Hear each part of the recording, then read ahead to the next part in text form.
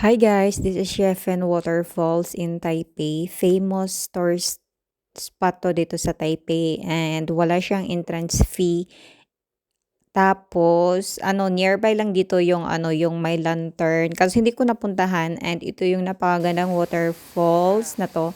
And ito yung mga kuha ko sa different area doon na pinuntahan namin para makakuha talaga ng magandang view ng waterfall.